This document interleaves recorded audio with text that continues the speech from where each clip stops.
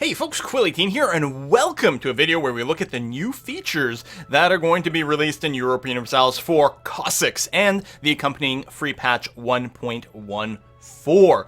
The Cossacks is a patch that thematically deals with, things that happen over here, but in practice actually has made some pretty substantial changes to many aspects of the gameplay that is going to affect you no matter which country you play, no matter where in the world. Two things to note: one, I am technically playing a preview copy over here, and two, I've just loaded a later, or in fact the latest bookmark in the game, the Revolutionary France bookmark, and the bookmarks for the later game starts tend to be a little bit wonky, so don't, necessarily pay attention to what's going on up here or what's going on in the countries. You can never trust these later bookmarks in any case. I just wanted to do that so we'd have a full view of the world and we could see some of the new features. So basically, I'm going to take this in the order of the dev diaries and talk about them. First of all, there is a new random new world system, which we're clearly not demonstrating over here. They have revamped the system so that the new world that gets built should be more beautiful, more interesting, more balanced as well, and should once again be kind of playable, because I think a lot of people agree that the randomized new world system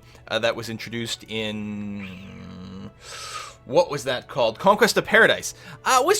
Didn't feel very good to play, and it didn't lead to very interesting gameplay in practice. I mean, there's always going to be something stronger about, actually conquering the world that you know, right? That's the appeal of these games. But it would be interesting to do the exploration step of the new world sort of legitimately, and that is something that the randomized new world does. So that should be a revamp to the new world generation. I'm looking forward to taking a look at that, but I didn't do it here for this bookmark just because it was going to be easier to show off some new features. So that is one thing that is coming our way soon, potentially with 1.14. I'm pretty sure it's going to be with 1.14. There's also going to be some changes to the nation designer to rebalance some things, the ability to save some nation templates, choose government ranks, and a few other things like that, which is all right. That's fine.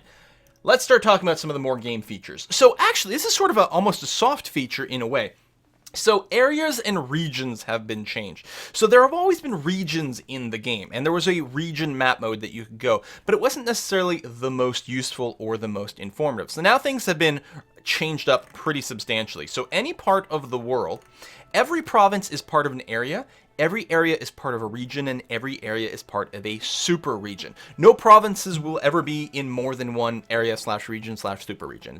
It's a perfect nesting is the idea over here. So also notice the minimap over here. I don't know if you guys can see. Hope you might have to go full screen, but they've revamped the map picker here. So instead of just toggling show me all map modes or not, you actually still get a bit of a filter over here, which is nice. So I believe it's under geographic map mode, and there we go. So let's take a look at the areas, for example, around France. So here is one area. This is the Normandy area, which is in the France region of the subcontinent of Europe and the continent of Europe. I believe the subcontinent is the name for the super regions. In the dev diary, they talk about super regions, but I think that might be it. I don't know. Your mileage may vary. So here, for example, is the area of Mercia, which is in the region of Britain, and again, the subcontinent slash continent of Europe.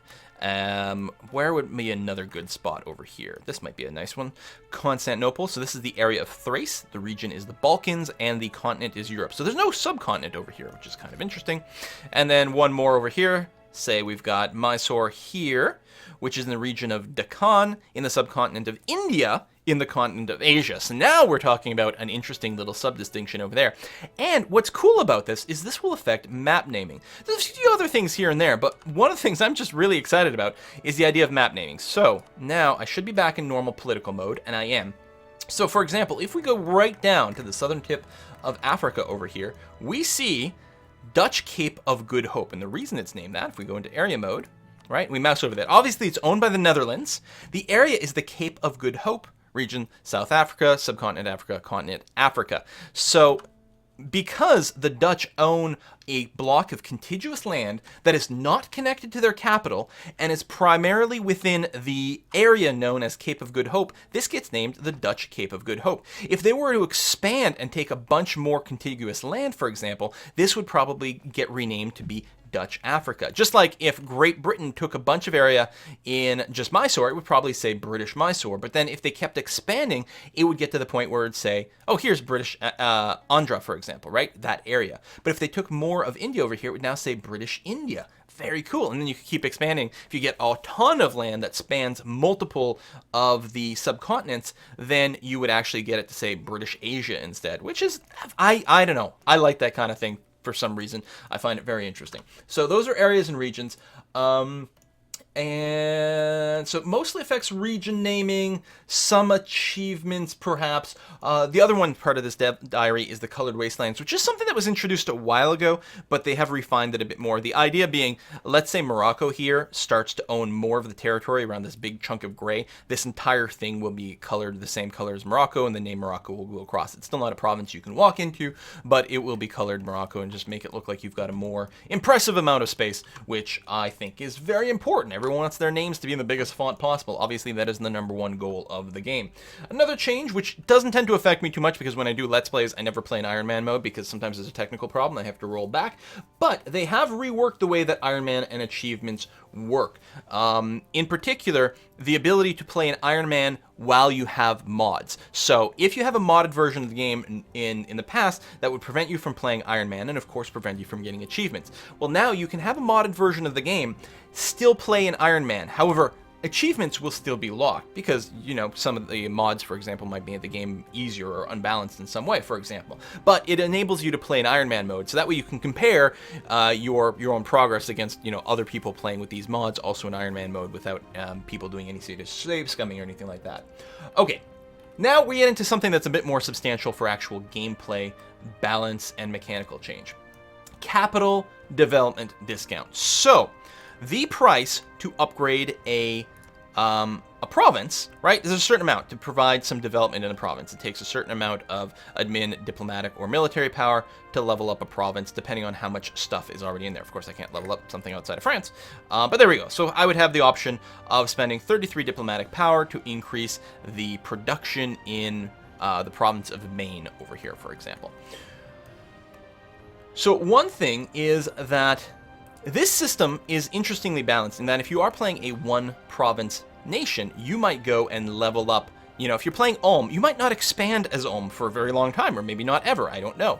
But instead, you might spend a lot of your development points. So since you're not gobbling up vassals and you're not having to spend admin points coring things, you might instead develop your one province to be a superb powerhouse. And the game was sort of balanced around that idea a bit. But then the complaint that came up is, yeah, all right, that sounds great, but that means like a city like Paris, or the other example was Constantinople, never gets developed in the future, and it never becomes as impressive as some of the other solo cities. So what they have done, if they've changed the discounts such that your capital, which apparently your capital always had a 10% discount, now you're going to get a 5% discount up per 100 total development of your country. So as your country gets bigger, you'll get a bigger and bigger discount to upgrading your capital. Now, obviously, if you're still playing relatively wide, taking a lot of territory, you're still mostly going to be spending your points doing things like annexing vassals or coring other territory. But maybe you'll find some other way to balance things, and so it becomes more viable to level up your capital. It is capped at a 50% discount, so it'll always still be a thing, but, you know, it mixes it up a wee bit. One thing to balance with this is moving your capital now, so you can't just like cheaply upgrade your capital, then move your capital somewhere else and cheaply upgrade that forever and ever and ever. The cost to move your capital will now scale up based on the total development cost of your, it's controlled by estates, which we'll talk about soon. How many estates are in revolutionary France? Probably a lot, I guess. Anyway. The cost to move your capital increases based on the total development of your nation, so that you can't move it around as cheaply if you got a big nation, which I guess makes sense. I mean, you're probably invested a lot of bureaucracy within your capital to have such a big nation to work.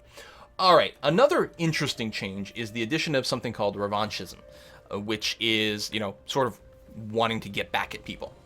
So the idea is that there's a common problem that countries end up being in this sort of negative cycle or death spiral. So your country, you get beat up in a war, all your units get killed, you have to give up a bunch of territory. The war, when you give up a bunch of territory when the war ends, But that's not the end of it. Then your other neighbors are like, hey, this guy doesn't have an army, let's go and declare war. And then other guy's like, hey, that guy doesn't have an army, let's declare war. And you just get in this cycle where people can keep picking on you, you can never rebuild a proper army, and you're just going to get picked apart forever.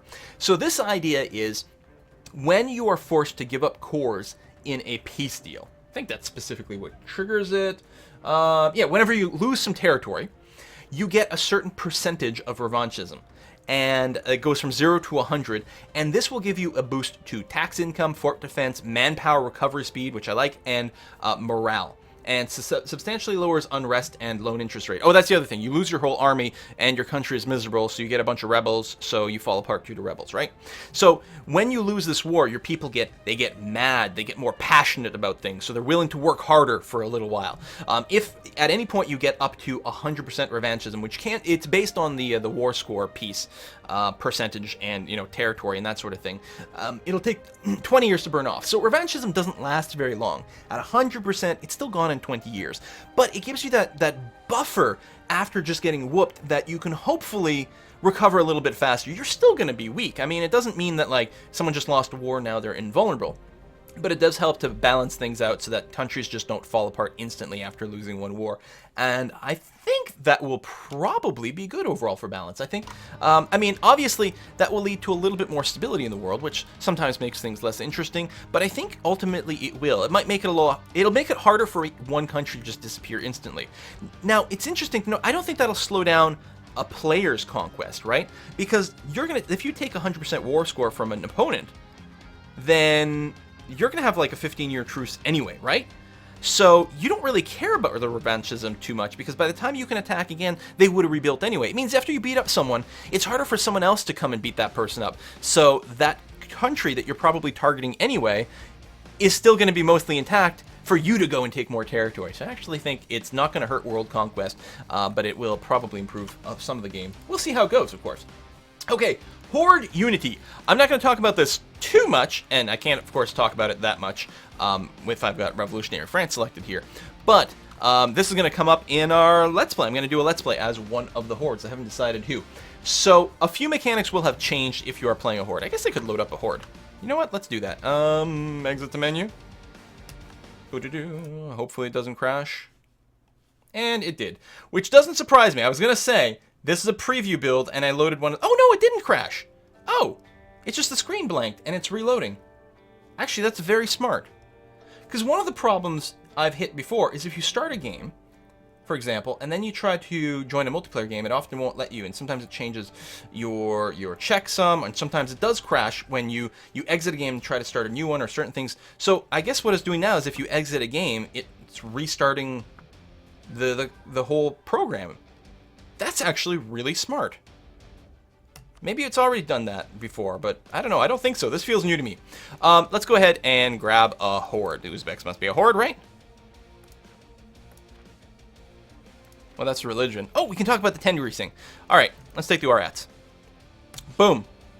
Oh, here's that new Ironman selector, right? So I go there, and because I'm in Ironman mode, and I don't have a mod, so you can always play in Ironman mode, but if you had a mod loaded, you wouldn't be able to gain achievements. Since I don't have a mod, I could earn achievements. However, I will not count towards my leaderboard score because I'm not logged into my Paradox account, which you do from the new loader, which is cool. But we'll just go into normal mode. That way we can muck around with things. I can do console commands if the need comes up. Like, for example, getting rid of the Fog of War. All right. So, instead of legitimacy, we have something called Horde Unity now. So they've replaced some of these mechanics. And I remember, was one of our games with who? I'm sure it was an online game. I feel it was with like Northern Line or something like that. You got in this weird cycle with low legitimacy and heirs just getting offed one after another, and like sort of getting stuck because of this weird loop. So hopefully that changes things a bit. So yes, we get this new Horde Unity mechanic. It's unique to countries with the steppe nomads government, which of course we have. A lot of these screens have been rebuilt, by the way. Like the technology screen is a very notable one. So yes, we're Khanate, and we have the nomad government type.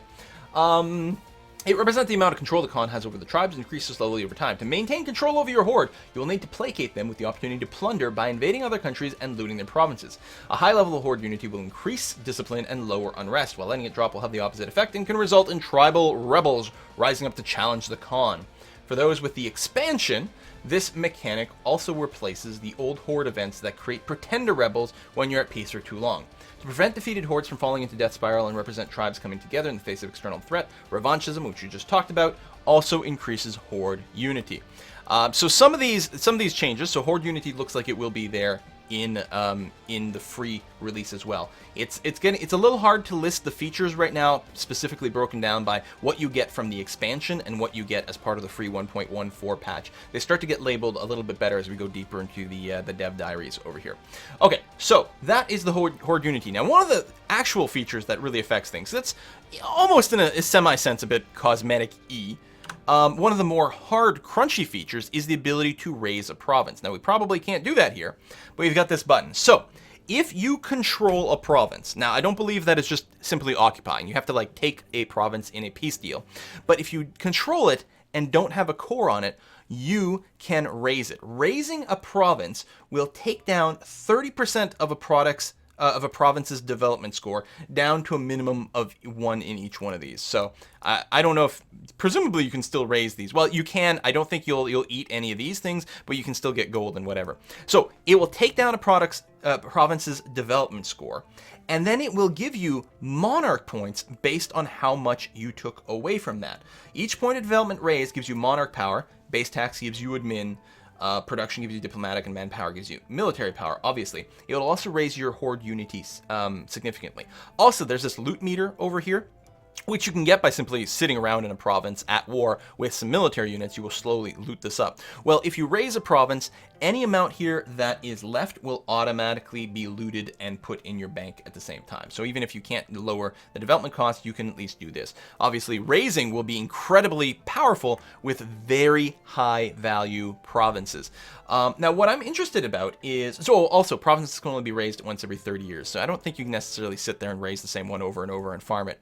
But of course, the cost to core a province is based on the development cost. So if you take one of these fancy, very well-developed provinces, you can raise it, get a bunch of points, and it also lowers the coring cost. On the other hand, it means you're coring a province that's less good, but, you know, interesting. I don't know. I think that's going to be a very fun mechanic. I'm looking forward to playing as a Horde and getting to play with that kind of stuff. All right. This is a new expansion feature. So in 1.112, a new religion called Tengri was added. And a lot of places got set to that. But what they're changing up this time is Tengri can have basically, so this is your religion as Tengri, but you also choose a syncretic faith, basically a secondary faith for your nation. And what it means is that you're basically are both religions at the same time. You're Tengri and, say, also Sunni by choosing this. It does cost you 50 prestige to switch. Where does it tell me what my current one is?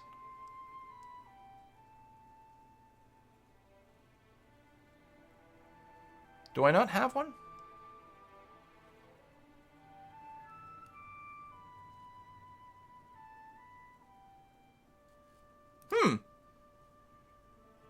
That must be listed somewhere, and I'm just being blind. Let's just move on over here. So the idea is one of these will act as your second faith, and you will also so it helps you manage some of your rebellion. It's worth noting that a lot of people here who are a variant of Buddhist will now be Tengri, and it should help because some of the Buddhist thing required a lot of sort of constant warfare. So that may help with certain stability and gameplay. I think it's a neat feature. It's relatively minor, I think, but it seems to be pretty good. Okay. Horde units. So one of the things that has been rebalanced, and I've never played as a Horde before, so I can't speak from direct experience, is that Hordes would sort of be stuck with a single unit type for a long time, is what it sounds like. Nomadic Technology Group were stuck with their starting units in 1444 and would not get new units no matter how far they progressed in technology, which is pretty rough. I mean, the idea was you were strong early on, you had to then adapt to new technologies later on. Now you do get some new units as you progress up the tech tree, so that'll probably make Horde play a little bit more competitive and interesting, especially with the other changes, so I'm excited to see that. Returning and selling provinces. So this is something that affects nomads. As nomads, so you could always sell a province to someone else. And you can always return, or not always, but as of, I believe, 1.13, you could return a province. So if someone else had a core in a province you controlled, you could offer to return a province there. And it used to cost you in terms of, I think, legitimacy or prestige or something to that effect as a horde. But now the idea is nomads don't get real attachment to land, so now there shouldn't be a penalty, there shouldn't be a prestige hit for selling and returning provinces as a horde, so you will be able to do that. Presumably you could raise a province and then return it, which would be pretty damn hilarious, and I like that. Alright, estates are the next thing we're going to be talking about. This is a new expansion feature. So estates show up here. As a horde, we actually only have tribes, but as a Western nation, you will have the bourgeois, the church, or clergy, and the nobility, okay? These three estates. And you can actually grant land to your estates. So your estates have three stats. They have their loyalty, their influence, and then their territory percentage. And we can interact these. We can give them money to increase their loyalty, for example, and then have a few other things. Hey, contribute warrior, look at this. Gain 4,200 manpower. They would lose loyalty, and it does require them to have loyalty and influence both above 50 for this sort of thing. So nice little way to recharge some manpower if you support your estate. So if you grant your tribes more territory within your borders so that they get more loyalty and generally get, happier and more influential, then you can use them to do different things. The problem is if your estates get too big and have too much influence, they can rise up against you and cause all sorts of problems with their demands. There's going to be a lot of new events related to this. I'm really interested to see exactly how this works out. But yeah, so estates can be granted territory. And again, if you're playing one of those European nations, then you've got to balance the clergy, the burghers, and the nobility, each one of which brings slightly different bonuses to you. You've got influence, which is their ability to help or hinder you. The more important estates have a base level of influence and also gain influence depending on certain circumstances in your country. For example, the clergy's influence increases in Catholic nations due to the Catholic Church's power. Loyalty is, how loyal and how happy they are, which events and different decisions that you can make in that pop-up menu will affect how happy they are, for example. And there's factionalism. No matter how loyal they are, an estate that grows too powerful is ultimately a danger to the state. States with an influence level above 90 are at risk of seizing control. You can take provinces away from them, which can drop their influence, but of course will upset them pretty greatly. And there's a note in the dev diaries about the nomads. Where is it? Come on, show me the word. Or is it under step? Eastern technology group countries that control steppe territory will gain Cossacks as an estates, and Muslim countries will get a special called Demi that represents something like the millet system practiced in the Ottoman Empire, which I personally know nothing about.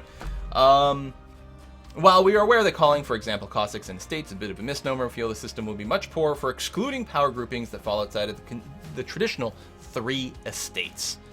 And apparently, if you're playing as a steppe nomad, you get a tribes estate. There you have it. So that's interesting. So this steppe territory of one of the eastern groups actually went and grabbed it, right? You're eastern here? That's not eastern, that's Chinese. That's nomadic. Oh, I guess eastern would be something like Muscovy, right? Yeah, eastern. So if you go here, you'll have a steppe estate. Very interesting. I like it. Okay. And that is it for estates. I'm really not sure how influential estates will be one way or another. Are they the sort of things you can sort of ignore if you want? Is it the sort of thing that is a major impact that you can't ignore? Is it the sort of thing you can ignore, but if you optimize it in a certain way, they get sick powerful? I don't know. We're going to only find out by playing. All right, next thing is the advanced change culture. So the ability to change cultures in a province has always been there, right? So here, for example, is a culture. This is Kalka, is the culture of this particular province. It is green to show that it is an accepted culture. You can go to your view over here and see what your cultures is. My primary culture is Oirat. Another accepted culture is Kalka. And then there's cultures that fall in your primary group, Alteg. Which would be Mongol, Chandar, etc., etc., etc. You get less of a penalty with territory that is in your primary group, and then there's other cultures that would fall outside of that. For example, if we made it all the way over to Germany, and when we had German culture within our borders, that would be, Very non-accepted this time. So normally you can convert the culture of a province. So this one here is technically not my primary culture. So I can convert it over to Oirat, which is my primary culture. And I get a discount for that. A discount of, I think it's supposed to be 25%. It doesn't actually show the percentage modifier here, but I'm pretty sure that that's the case. What's new now is the ability to change to different cultures. So I can convert the culture in this province here to Buryat. And why is that? Must be because there is a neighbor. There it is, right over here. A neighboring province with that culture. So Buryat over here. So this is a great example. If this is not an accepted culture, so I get penalties to all kinds of things because it's not an accepted culture. So I could go and convert them over to one of my 2 accepted cultures. Alternatively, I could convert more provinces to this culture, and if it gets above a certain percentage, it will become an accepted culture. Most of the time, that's not going to be the way you want to work things, but it depends on exactly how your conquest is going to take you. You might want to establish multiple accepted cultures by virtue of having enough sort of base development in all of those culture things. It especially helps if you end up picking humanist ideas, which, unless they've changed, right here, lowers the threshold, lowers the percentage amount of development as a whole of your country that you need to have belonging to a culture to have that culture be accepted. So then it might become a little bit more possible to do that sort of sorcery. Most likely I'll keep just converting things to my primary culture, but you know, we'll see. We'll play it by ear. It'll depend on the country and the situation. So that's the culture change. You do get discounts for converting cultures to things that are adjacent, as well as your primary culture, for example. I don't believe I would get a discount for Buryat, over here to Kalka. That's not true though, because it's still adjacent to other things. So it's still, either way, I would get a 25% discount to either one of these, because I'm either moving to my primary culture or I'm moving to a culture that happens to be adjacent. So that works out okay. Another new feature in the expansion is the ability to name an heir. When an heir pops up, you get to rename them. That's excellent. Mercenary rework. Okay, this is a big one. Do we even have mercs as these guys over here? Land units. Yes, we do. So mercenaries will work differently. Used to be you had a mercenary pool over here that would replenish. If you hired all the mercenaries that were available, you would have to wait every day. There was a percentage chance that another mercenary would show up, and it would sort of be randomized whether it was going to be an infantry, a cavalry, or a cannon, which is a little bit weird and hard to predict. Now they have changed it. Now you basically have a force limit for your mercenaries, and you can. So I always have, right now at the start of the game, 24 units of mercs in general available, and I can hire them in any sort of configuration I want. More cavalry, more infantry, more cannons, once we unlock cannons, of course, and so I can choose my composition. The amount of mercenaries that you can have is 20 as a base, 20 mercenaries, plus 30% of their land force limit. So 30%, my force limit is 16. 30%, should that not mean I get 5? You know, 5 point something, which would mean 25 would be my cap here. There must be another slight modifier. Maybe I have a slightly higher force limit because of a percentage, but this is using the base. It might be something like that. But in any case, as your country gets bigger, you can have more active mercenaries at any given point. And so you can't, what is different is that you can't just keep mercenaries around and keep hiring from here to replenish. You sort of do have a cap to the amount of units, although I suppose what you can do is consolidate them, and then that would free up some of your mercenary counts so you can freshen them up from here. I think that's probably a good change. I think that's a little bit clearer. It'll be interesting to see how that balances, because mercenaries were really a powerhouse that would be utilized very effectively by smaller, very wealthy countries. Smaller countries had less force limit, but if they were in a good trading locations, like, you know, something like Venice or Genoa or something like that, could mount a massive army out of mercenaries basically out of nowhere, and that was how they would keep themselves alive. So now, well, I guess the mercenary pool, by having a minimum of 20, they're still going to have a lot of troops available. It might work out. I think it's probably good. It's worth noting that is a free feature that is included in patch 1.14. It's not tied to the expansion in any way.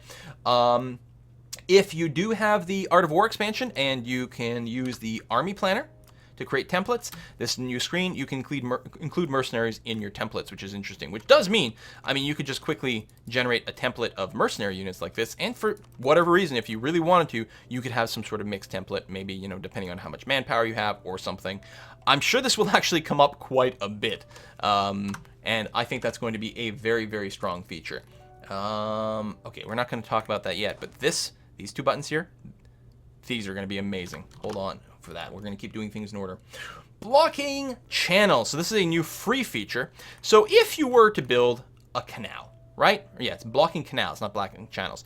If you were to build, say, the Suez Canal, up until now, if you built it, then that would basically just mean that the Palestinian coast and the Gulf of Suez were now connected by sea, so boats could travel from here to here, and anyone could do that. And it's often been said, listen, it takes an incredible amount of work to build these stupid canals. Really, really expensive, time consuming. We're not sure what the benefit is.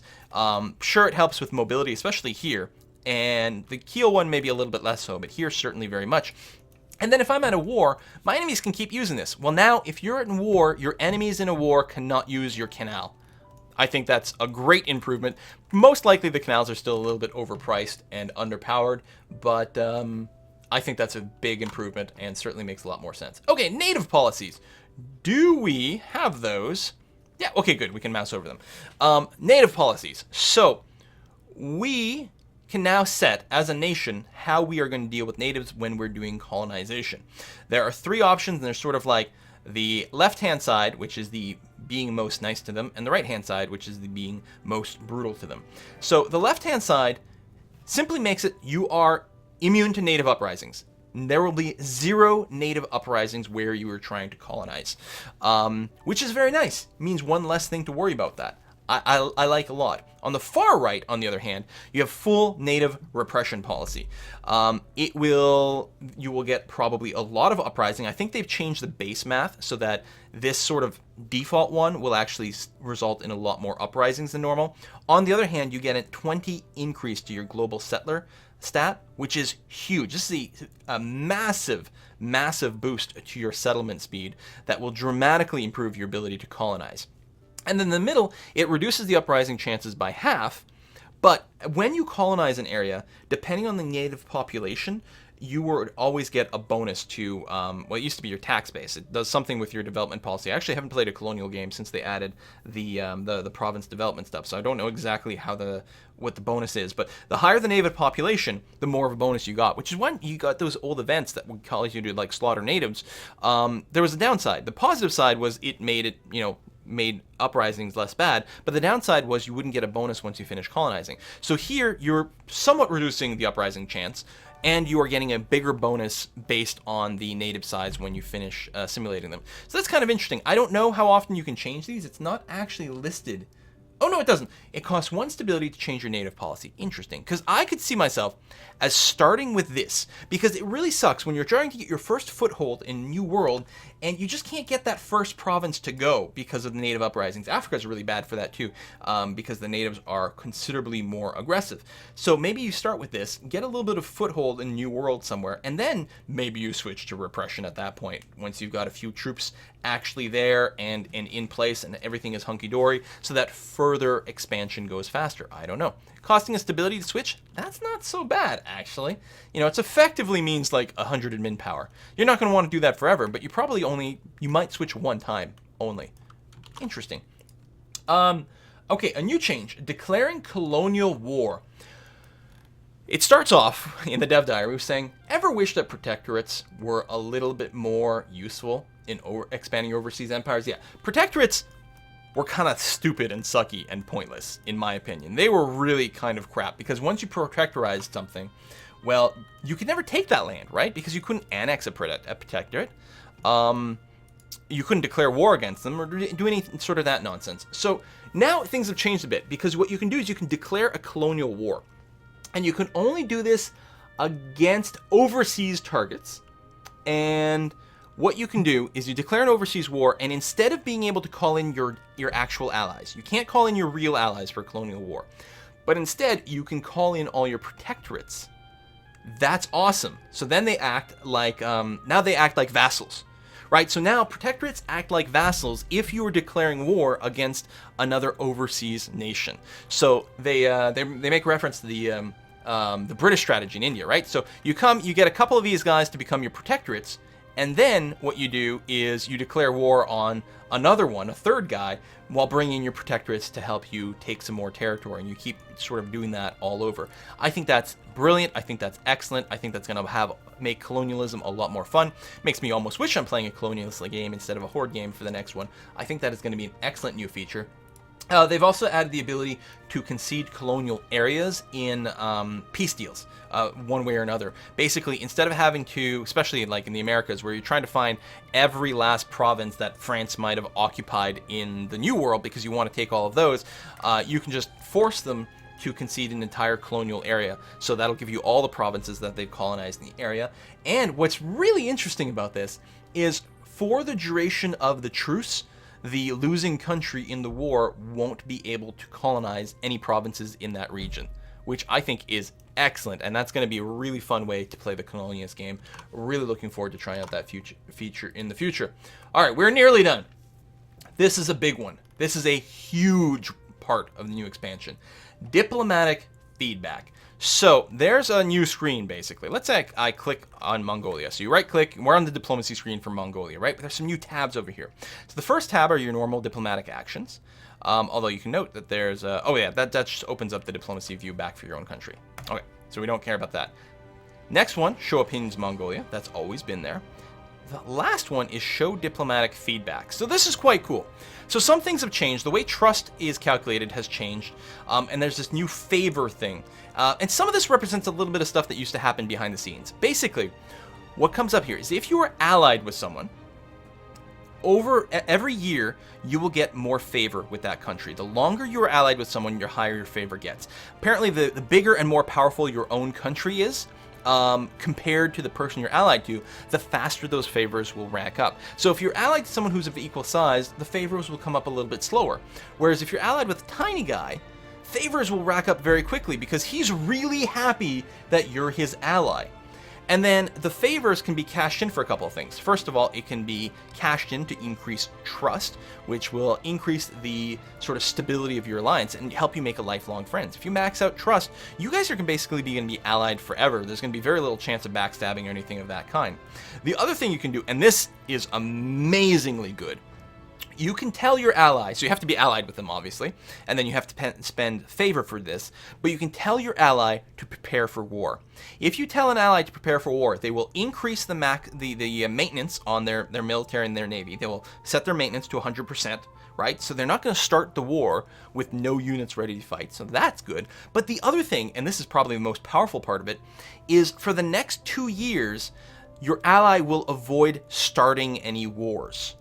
You've asked them, you've cashed in a bunch of favor and asked them, listen, I'm going to be starting a war soon and I'm going to be calling you in. Get your army ready and don't start any other crap because I can't have you embroiled in some other war and therefore be unwilling to join my offensive war. Not only that, but it's also supposed to increase the chance that they will join in your offensive war. So probably it gives you some sort of flat extra, bonus to their decision, right? Because it's always like there's some negative reasons they might not want to join in, and there's some positive reasons why they will. Well, having high trust and having asked them to prepare for war first and having them not already be in a war and already not being war exhausted and all those things will increase the chance that they will jump in. So I really, really like that. The other thing you can do is Mongolia is my subject, so I really can't do much with them.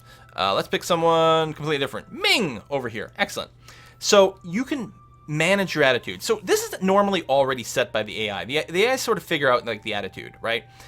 Ming is neutral towards me, and I am hostile towards Ming. This was set automatically by the AI based on relative strength and positions and claims and the alliance webs and all sorts of things. And this was always used to sort of inform other countries of how each other country sort of felt about each other. But now you can set this more explicitly, and it has a bigger impact on a lot of diplomacy. So for example, let's say what would be really handy is if I made friends with Ming. Well, I'm going to manage my attitude manually, and I'm going to say, listen, I am going to be overtly friendly towards Ming.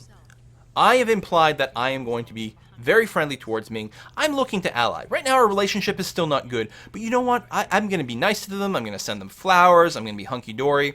And this also tells my own allies, hey, don't start any crap with Ming, okay? Don't fabricate claims on them.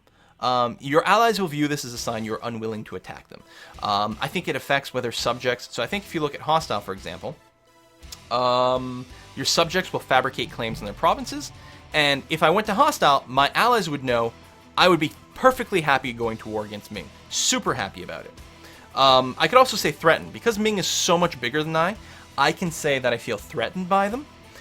Which means that other people who are threatened by Ming may be willing to ally with me sort of on a more defensive way as opposed to an offensive way. So you can set all these things, and of course you can set neutral, and you can set this as well.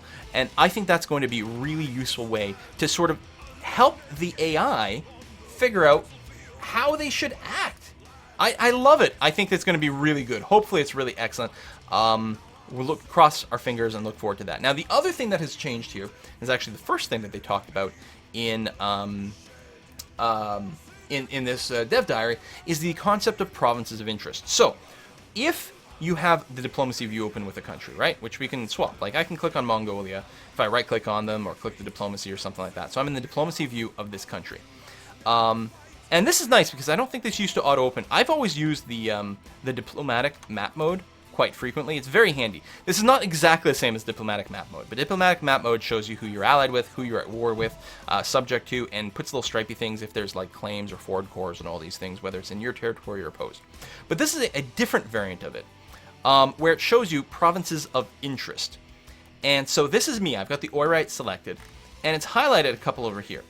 The Oirat view Bekbulik and Zangi as provinces of interest.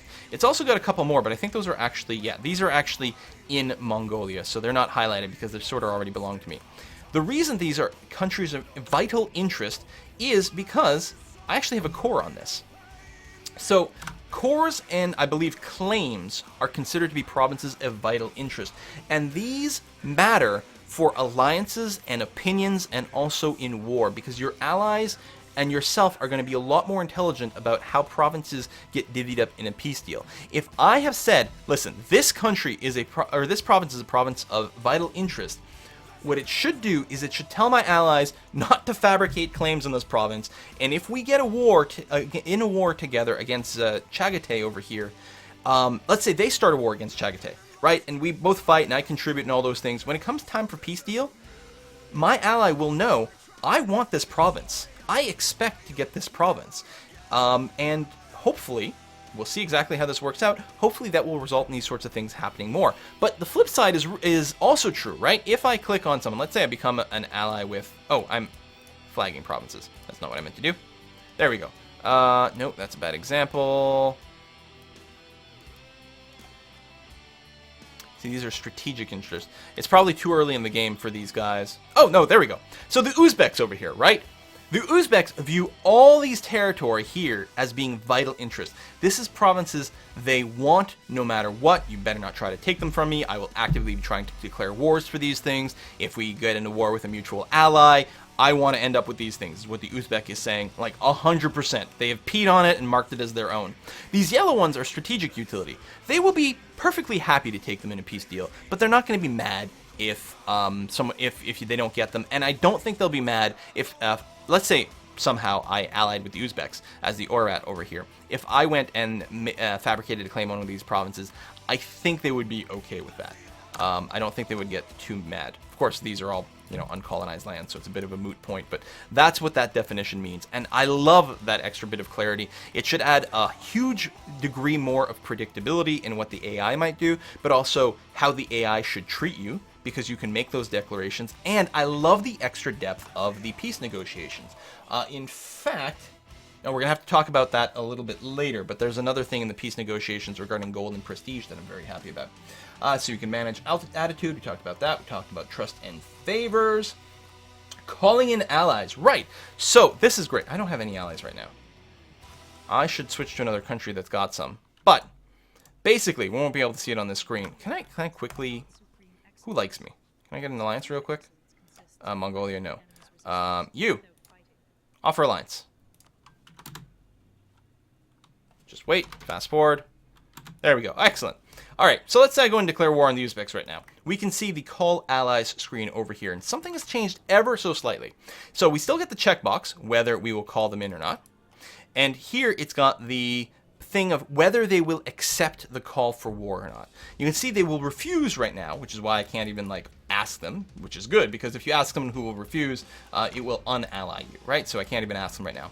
But the reason that there's a -1000 modifier is because I don't have at least 10 favor. I mean, it's always been like that. Allies were very reticent about joining offensive wars unless it was an offensive war against a rival, like a rival of theirs. Then they'd be very, very willing to do it.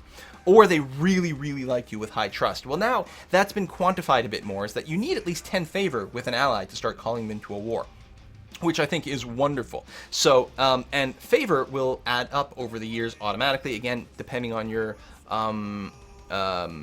relative size to one another. So if I'm bigger than Heishi over here, then favor will add up more quickly. And that's because I'm big, they're small, they want to keep the alliance going. It means they can't contribute as much to the war because they're smaller, but they're going to be much more willing a lot faster to join that in, which is great. The other thing I can do is say whether I've promised them territorial gains or not. Right? So, if I don't promise them land, I'll need to spend favor to get them to join. If I do promise them land, then I don't have to spend that 10 favor. But, in this case, it doesn't help because they don't want any of that land. Right? So that becomes a thing. If they've got claims on Uzbek land, I can still not promise them anything and just basically call in the favors to get them to join anyway. But if I promise them land, I had better give them land in the peace deal. Of course, if we lose, then it doesn't really matter. But otherwise, it's pretty cool. Anyway, I think that's fantastic. I love this. I'm really anxious to get my hands on this. Really curious.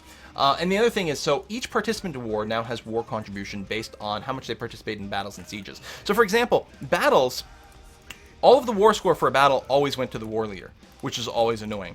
As a secondary participant in the war, the only way you could personally own or earn war score is by sieging territory. Well, now, fighting in battles, you will get your share of the credit for that. And at the end of the war, if the war leader just asks for a bunch of gold and does things that, you know, results in prestige, you know, being earned by the winner, that prestige and that gold will actually be split based on war contributions. That actually means there are situations where you, like some country, might declare war. They're the war leader. They call in someone else, but that other person really does all of the heavy lifting, does all of the work. We've seen this time and time and time and time again. It's one of our favorite ways to abuse allies and things like that, right? Well, now, if at the end of the war, you just ask for gold, the person who did, say, 90% of the work will get 90% of the gold, which is excellent. And there might be certain territorial demands that you have to accept as well. And I know, really excited about that. I think that makes so much more sense, especially in multiplayer. Like, the AI was generally not bad because the AI wasn't really selfish the same way about maybe giving you some provinces in a peace deal. If it liked you enough and you had some claims and cores and stuff like that, the AI would often, you know, an AI who's leading a war and negotiating peace might give you a province or two, assuming the war went on long enough to get enough war score to both get their desired provinces plus have some left over for your desired provinces, right? But now you can make that a little bit more explicit with these provinces of interest, and you can flag some more, right? So if I'm looking at me, again, I can click on provinces and add more provinces of vital interest. I can make a point and say, like, these provinces, I want these. None of my allies, no one fabricate claims on these provinces. And if we go to war against the Uzbeks, I want them.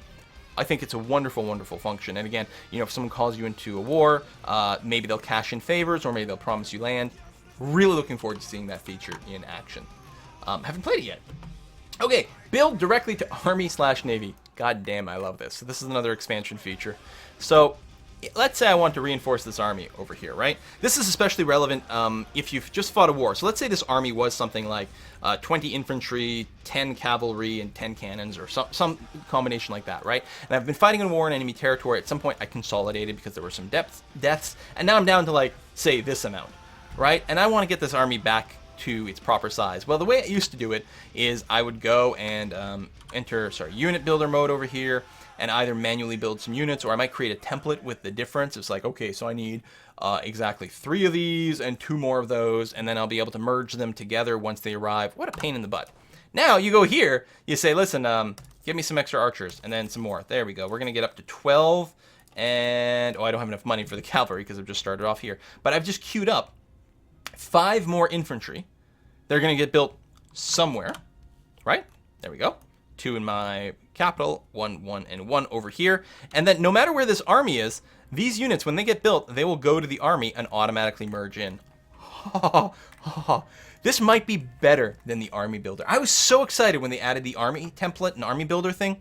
This might actually be better. Note this also works with ships, and that's one of the big things. As your country either gains land or just gets more development along the coast, or some of the technology changes, your naval force limit might change. And I always wanted to have like 100% of light ships, you know, patrolling a trade node. Well, it was like, okay, so I'd have to queue up a bunch of ships all along the coast, and once they were done, I have to maybe put them together. I mean, yeah, you can sort of army builder that as well too. But you fine, put that, and then get them to patrol in a sea zone. And they did add the ability for 2 fleets to auto merge in the sea zone, which is great. They don't need that now, really, because the only thing I need is to be able to take my trade fleet and go click, click, click, click, click until I'm up to my naval force limit. Good. It'll build the ships all over the place. They'll automatically merge into the fleet when it's done. I am so happy about that. Great new feature. Construct in subjects. Okay, this starts to get really crazy. I should be able to show that off, actually, because the Mongols are my subjects. So I should be able to, it's not overseas, but there we go. No, I can recruit regiments over here. So let me go and cancel my old ones, right? Those are the ones I just queued up for the army. So that way I have some money again. There we go. So over here, check it out. Oh, they have a liberty desire over 50. Really? Indeed they do. All right, so if it wasn't for the fact that Mongolia has a liberty desire above 50%, I could go in their province here and build some regiments here. Apparently it takes a little bit longer to do it. But yeah, and while that's building, my subjects won't be able to build anything here, but my subjects cannot cancel their construction. And when it's finished, the army or ship will belong to you. This is going to be particularly useful for overseas subjects. So let's say you're colonizing the New World over here, and you go and you've got your subjects over there, and maybe there's going to be a war, or they're already in a war, or they're dealing with rebels or something like that. I can spend my money and my manpower to build a bunch of troops overseas. Again, it takes a little bit longer to do it, but it's so much handier than trying to ferry troops overseas. Oh my God, that is really, really, really handy. I love that level of abstraction. Very, very, very happy about this. Yeah, for instance, raise army in the New World, but you only have colonial nations there, so you do that. And it doesn't specify, but I'm assuming it's using your gold and your manpower, as opposed to your subjects' gold or manpower. I think at the very least it should use your gold. You should probably use your manpower as well. Okay, and yes, the country view improvements, you know, a variety of tabs have been improved. Easier to look at. The macro builder has been built. Oh, I like this one.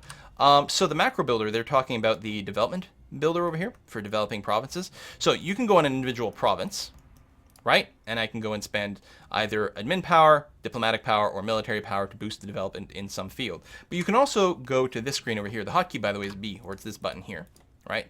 And then you go to development, and it gives you an easy way to go and up. So I can up the manpower in Cobdo by 1 by just clicking on this button. Exactly the same thing. But one of the cool things they've done is they've added this color coding in these provinces, which is something I adore. Some provinces have a penalty to one of the numbers because of a reason. So for example, here in Alte Uryanke, I'm not going to get, like, if I build more manpower here, I do get a slight boost to my manpower by 8.5% because of reasons, but it might be much better to build it over here where I get 50% boost to all my manpower generated from this province. So if I'm going to upgrade a province's manpower score, I should do it here because I'll get 50% more value out of it. Likewise, if I'm going to improve a province's production of a good, I shouldn't do it here because the trade good price is a huge penalty in this province, which is here. It's either because it's a really common good. Yeah, I think that's what it is. I think it probably... I'm not sure. Trade value. Some local autonomy and things. I embarrassed myself by looking at numbers here and not being sure of what I'm seeing. But what I like is just at a glance, you can tell without looking at all the tooltips and checking things where the most efficient thing to do it. You can also see it on the screen here, which is really, really awesome. So I can do this. Boom. There we go. Get some more manpower modifier there and get that extra 50% boost. Really, really happy about that. That is a big improvement. Love that. That's a free feature, by the way. Improved espionage. So, if you get this is only if you get the espionage ideas. There we go. Shady recruitment. So still gives you a discount to covert action impact in terms of relationships, but it also unlocks the ability to study technology. So study technology, you can send a spy basically to another country, and in the 3 categories, right? Administrative, diplomatic, and military technology. If the target country is ahead of you by at least 2 levels, you will get +1 monarch points in that category. That's it. So let's say I'm sending it to a country that's literally ahead of me in every category by at least 2. Then I will get +1 admin power per month, +1 diplo power per month, +1 military power per month. If they're only ahead of, say, 2 categories, that's fine. I'll only get, +1 in each one of those categories. You can run the same mission in multiple countries. The bonuses don't stack, but it might be useful in a case where if I send it to one neighbor, I'll get +1 to admin and diplomacy, but they're not far enough ahead in military for me to get the bonus power there. But I could send another spy somewhere else where they are ahead of me in military and not in the other categories, and that'll give me a +1 there. So the most I can get is +1 in each category, but you can figure out whatever configuration you need to get that done. I think that's going to be an extremely useful thing for non-Western powers where, because you're going to be behind on tech, right? So this gives you extra power points, which then you can use to westernize easier, because that costs you power points. And then once you've westernized, you can still keep using those extra points to just catch up on technology. I think that's going to be great. We have definitely seen, especially in multiplayer, that espionage ideas are very fun, but I think this makes them even better, and they weren't necessarily the #1 pick before. Now they're going to be a very strong pick for certain types of nations, even maybe some Western nations that have just fallen behind because of a succession of poor rulers or something like that. It gives you a way to catch up a bit more. I think that's wonderful. Plus, then you can still do all the other fun things. The other one you can unlock over here, because you could always sow discontent, but now you can agitate for liberty. And you would do that by sending your spy in a subject nation, and you would increase their liberty for desire by 25%, which is really potent. That is a massive change. It increases by 1% per month up to a maximum of 25%, so you do need to keep them around. Multiple nations can't stack it beyond 25% either, but still, a 25% difference in liberty desire is huge. If someone did that to Mongolia, as soon as they hit 100, they have to rebel instantly. But they are more likely to rebel at 50% and higher. Like, the higher it gets, the more the rebellion chance goes. So I think that's going to be really, really fun to play with, and a great way to break some of the unions and vassalages that can happen sometimes in Europe in a way that you are simply not comfortable with. So I think that's going to be really great. We already talked about distributed spoils a little bit, which is the idea that gold and prestige earned in a peace deal will get distributed based on countries' own contribution to a war, which I think is a great addition, especially in multiplayer where a lot of times people wouldn't join other people's war because it's like, well, what am I going to get out of it? Well, now, if someone just asks for a bunch of gold, you're going to get some of that gold, which is great. And there's that whole, like, province-y kind of thing that might come into play. The zone of controls of forts, which forts were added, the whole fort mechanic was completely revisited in patch 1.12. It is a free feature that was already in there.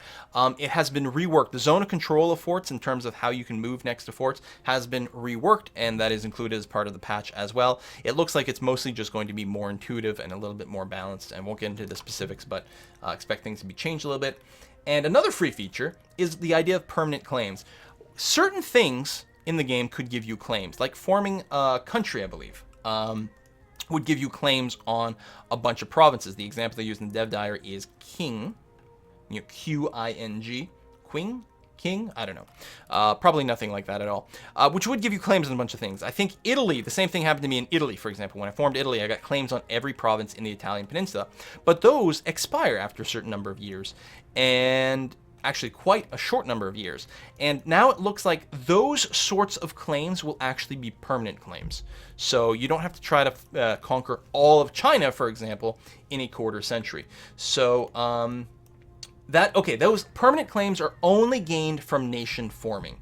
And These claims will give you a 25% cost reduction on core creation instead of just 10% from normal claims. So they're like turbo claims, or like they're halfway between a claim and a core, right? They're longer than a claim, which is really short, and a claim only gives you a slight discount on coring. They're not maybe as... cores can expire too, although some cores never expire, and cores give you a pretty significant discount. So these are like, they're super claims. I like it. I think that's very strong. Next thing, couple new diplomatic actions that I love. One is to threaten war. So I don't know if we'll have that option here. I can declare war. Threaten war, right over here. So if we have a core or a claim that is owned by another country, instead of normally, I mean, if you wanted, you would declare war on them for that province, and then you would fight. And then, you know, if you won, then you would take that province in the peace deal. And a lot of times, and honestly, this happened a lot in multiplayer, sometimes you don't really want to fight a war. You know, even if you know you're going to win, you're like, it's such a pain, we'll both be thrown behind while this other guy gets further ahead. So instead, you can threaten a war. You can say, give me this province, or I'll declare war. So then the other person gets a chance. They can either accept and just give you the province, and then you get a 5-year truce, which is cool, or they can decline, in which case automatically war is declared with that province as the CB. You do get some aggressive expansion for declaring. I don't know how that is balanced versus the aggressive expansion that you would have gotten from taking it in the peace deal. I don't know the math behind that. We just don't know it yet, but that is going to be really great. Anyway, I think that's lovely. I love the idea that I could just threaten, give me this province, and then you get the province. Like, great, now I'm going to go do something else, and no one had to die. Excellent. You can also grant a province. So this is particularly notable, I would say, with these vassals like that. Well, I guess it is just for subjects. Yeah. So let's say you had a province and you didn't really want it because of all kinds of reasons that could come up in terms of geography and coring costs and all sorts of things, and you wanted to give it to a vassal. Well, traditionally, the way you would do it is you would go and you would sell them a province. You would sell them a province, often for $0. Well, now, look at this. I can't sell a province to a subject. Instead, I can grant a province, which would be under...